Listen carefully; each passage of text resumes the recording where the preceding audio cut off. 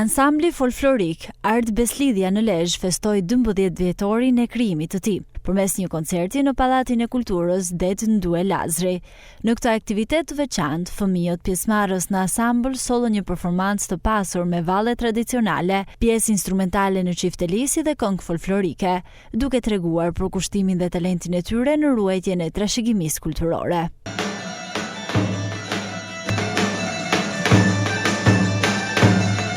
Drejtuesi i ansamblit, rapsodi dhe instrumentisti dhe Shprenga, thot se përgjatë 12 viteve kanë dalë me 10 rapsod dhe instrumentistë të rinj, të cilët po mbajnë gjallë muzikën folklorike. Për 12 vjet kanë kaluar mjaft të nxënës të Lezhës në çifteli, ka nga ato që kanë shkuar në shkollë të muzikës, edhe në shkollë të liceut, edhe në shkollë të lartë, nga ky ansambël.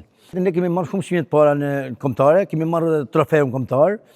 Kemi dhënë koncerte në shumë vende të Shqipërisë. Pjesëtarët dhe ish-pjesëtarët e ansamblit Art Beslidhja thonë se muzika folklorike ka qenë një pasion i tyre, duke arritur mjaft sukses. Pjesa e ansamblit Art Beslidhja kam vetëm 2 vjet. Kam mësuar shumë muzikë të cilat më kanë ndihmuar dhe profesor Lergjin Prenga, edhe kam mësuar atë, kam arritur deri këtu.